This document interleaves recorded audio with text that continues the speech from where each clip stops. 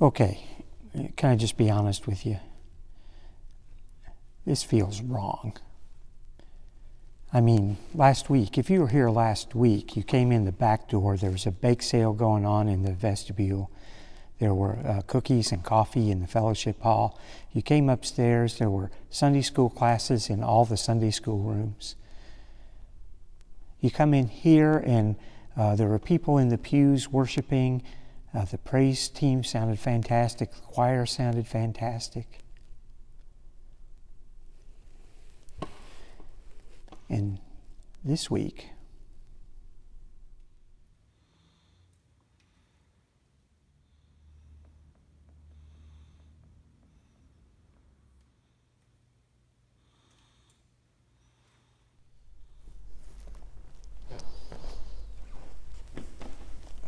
so this Sunday, there's nobody here. It's just me. I'm all alone in this sanctuary. I'm talking, trying to give a message. It just feels wrong. Do you know what I'm saying? I mean, I'm here all by myself, and the congregation, you're what? You're in 100 different places maybe, 150 different places maybe, and I don't know, maybe you're not even listening. I mean, maybe I'm just talking to the back of my iPhone right now and nobody's ever even going to hear this. That's what it feels like.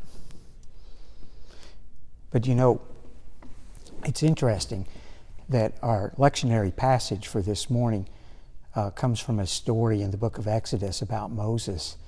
And I think if you take what I'm going through right now and what maybe a lot of you are going through not being here at church on Sunday and multiply it by 1,000 or so, maybe you get a notion what Moses is going through at this moment. He's on a journey like the one we talked about last week with Abraham, this journey to a place that he doesn't even know about. I mean, Moses had never been to the Promised Land. His parents had never been to the Promised Land. Maybe he heard stories about it that have been passed down from generations, and none of the people he's leading have been there. They don't even know how to get there. They're following a pillar of fire by night and a pillar of smoke by day, and they stop when the Lord tells them to stop, and they camp when the Lord tells them to camp. And it's that same sort of journey like Abraham was taking. Our last week was about a group of people gathered together in the sanctuary and having a good worship service. His last week, well, it was probably more than a week. We don't know exactly how long it took place, but there's only a chapter between this week's story and probably the central story of the Old Testament, the Passover. I mean, the Passover in the Old Testament is equivalent to the crucifixion and the resurrection combined in the New Testament. And so Moses' recent memory of when things were going right was when he was on the far side of the Red Sea, and Pharaoh's army had all been drowned as the waters came back together, and the people were singing songs about him and singing songs about deliverance and how God had entered in their life and made such a big difference. And then some time passes. What would it be like if you had that kind of experience in your near past? I read an article once about a journalist who went to interview some of the astronauts who had been on the first moon landing, 15, 20 years. He was going to do this article on them. And I don't know what he expected. Maybe he expected, a day in the life of an American folk hero or something. But as he talked to them, he realized, these men are depressed, many of them, because they've already accomplished their life's dream when they were back in their 20s, and now they don't know what do you do? How do you follow up walking on the moon? What kind of purpose can you find for your life after that? I bet Neil Armstrong gave 1,000 speeches in his life after he got back from the moon. I'm sure people paid him to come and talk, and I bet he said a lot of wise and wonderful and profound things in those speeches, but will anybody ever remember anything he said other than one small step for man, one giant leap for mankind is. And so, here's Moses, and he's got this miracle of the Passover in his immediate past. And now he's wandering through the wilderness with no real clear idea where he's going or why or when he's going to get there. And I think it kind of wears on him. The Bible's not real big for telling us exactly what our heroes are thinking in the stories, but if you pay close attention, you see that he's struggling. If we were to read forward into chapter 18, we'd find a discussion of what's going on in Moses' life. We discover that as he's been traveling, he and his wife have had 2 sons, and he's named them. And like many people in the Bible, they have names about what's going on in Moses' life at the time that the child is born. And he calls one Gershom and the other one Eliezer. And Gershom is a Hebrew word that means a foreigner. And he says, I called him Gershom because I felt like a foreigner in a foreign land. He doesn't feel like he's at home. He feels disconnected from the time and place he's living in. And he called the other one Eliezer, which means, he said, because the God of my father helped us. And that sounds all well and good to start off with until we realize, it's not my God. It's the God of my father. I mean, did Moses even know his father? Had he ever even met him? It's some other person's God. And it's not he's helping, it's he has helped. It's past tense. It's back to that day on the shore of the Red Sea. And it's wearing on him, all of this. At the beginning of chapter 18, Moses sends his wife away. And she takes the children with him. He sends her back home. This depression or this malaise or whatever it is he's struggling through is taking its toll on his family, and it's torn them to pieces. So he comes to this place called Mount Horeb. And that's where today's story starts. And Mount Horeb is a word that means, the sun is beating down on us. The implication is this is a dry place. And this is a place that lives up to its name because the people can't find any water. And naturally, like they've been doing the whole time, they start to complain and argue with each other. So Moses, in this state of mind and in this place, comes up with other names for Mount Horeb. He calls it Massa, which is a word that means argued. And he calls it Meribah, which is a Hebrew word that means tested. Because he says the people tested God in this place, asking, is the Lord among us or not?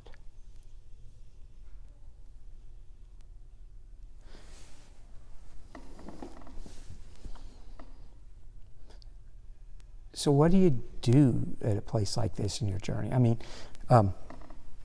scholars don't even know where Horeb was, Mount Horeb. If you try to Google it and look for it on a map, on a wiki or something, you're going to see 4 or 5 different guesses about where it was. But we've all been there, right? I mean, even if you don't know where it was, you've been there. You've been to that dry place. You've been to that place in your life where you feel like you're maybe don't belong, and maybe even that place in your life where you wonder, is God with us or not?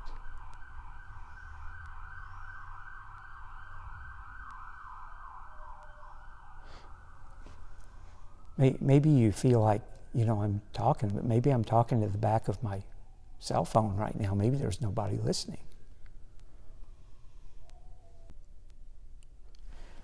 Now,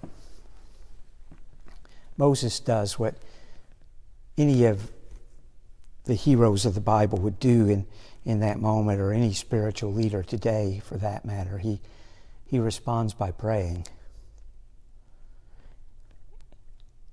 And he's smarter than I am, I guess, because I would have prayed for water, and that's not really what he asked for. If you look in the Bible, the sort of italicized heading over the top of these verses in my Bible says, Moses brings water from the rock. And he does. At the end of the story, that's what happened, is water flows out of the rock. But it's not what Moses prays for. His first prayer is, Lord, what should I do with these people? You know, if you lead any group, especially maybe even a church group, you know that those words can have a couple of different tones of voice, right? I mean, if you've ever been in a meeting and things are not going well, and maybe it's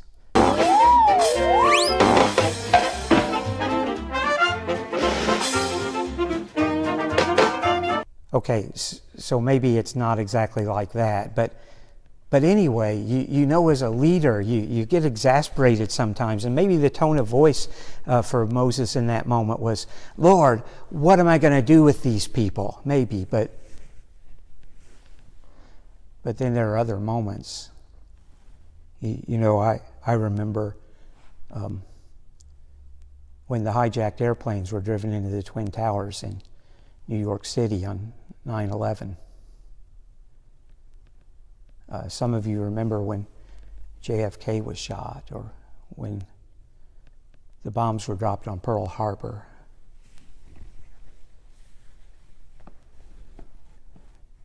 And if you are a spiritual leader in moments like that, you speak this question with a totally different tone of voice. It's a prayer. Lord, what am I going to do with these people that I'm supposed to lead, that I'm supposed to comfort, that I'm supposed to guide?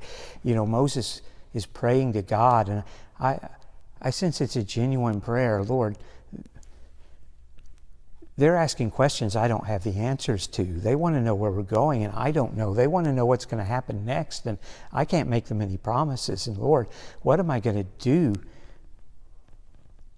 with these people?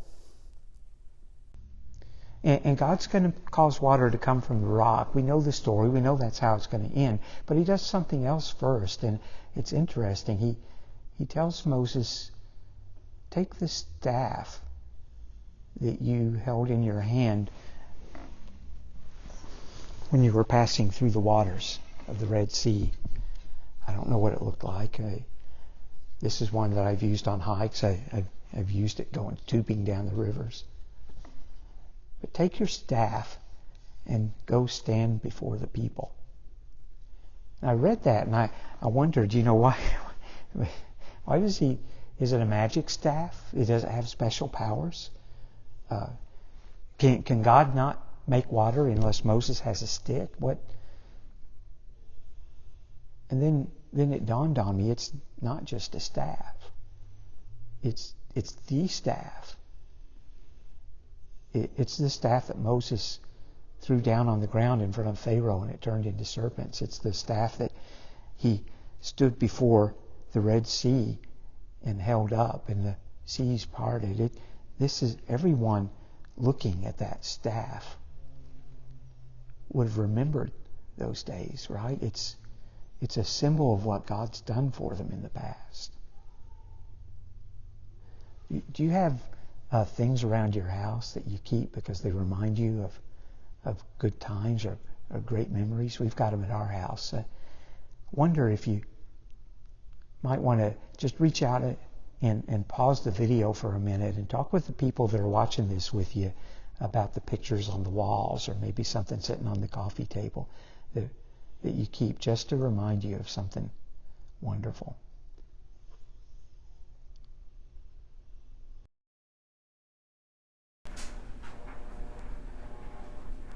Here's our kitchen. What I really wanted to show you is this stuff up above the cabinets here. It's not exactly what you'd call sleek modern decor, but maybe got that little Cracker Barrel vibe going.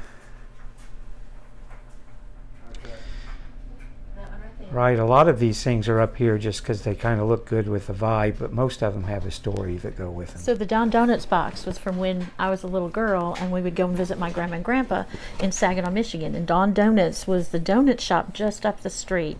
And every time we went there, Grandpa would go and pick out donuts, and we would go with them and pick out the biggest, sloppiest, gloppiest donuts, and we'd bring them home.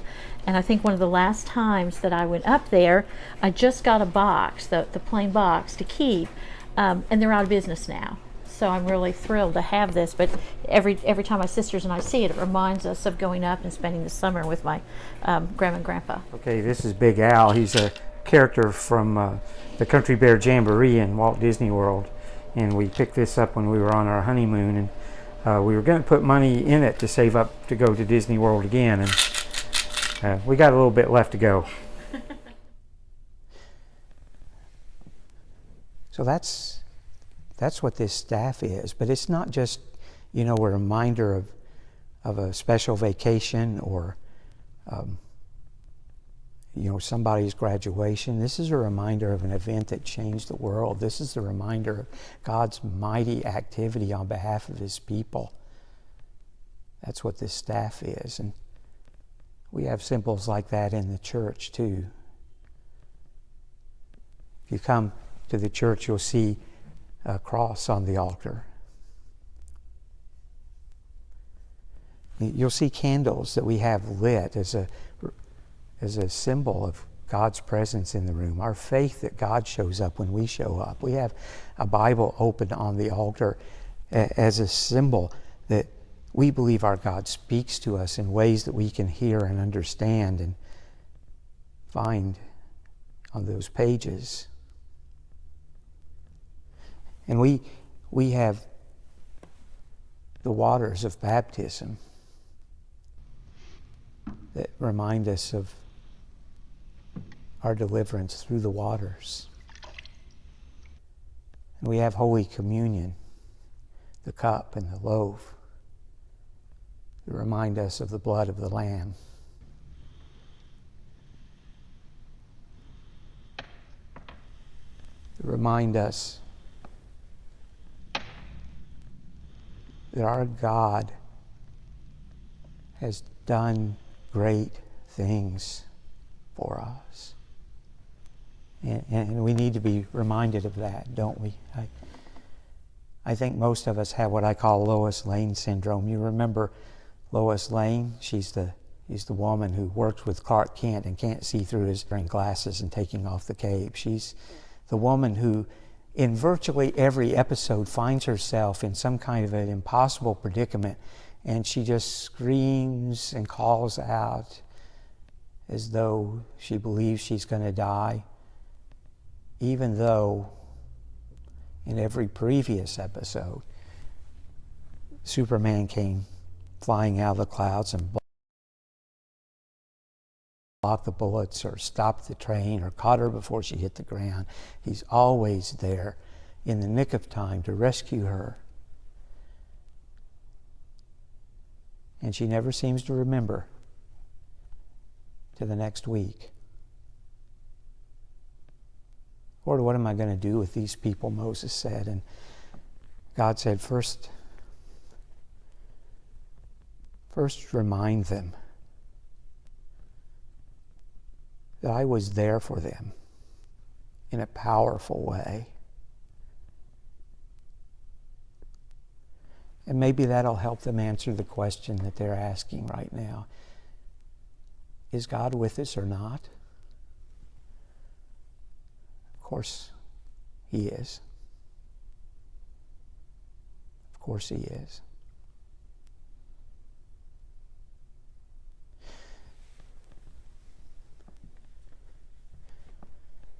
So here we are on our journey. We're moving through a time when our denomination is arguing about what it believes, and we're moving through a time I've never seen anything like it. Some of you perhaps have. When the churches have closed their doors because of the imminent health crisis that's, stopping the world that we live in as we wait to see what happens next. Maybe we need to remember.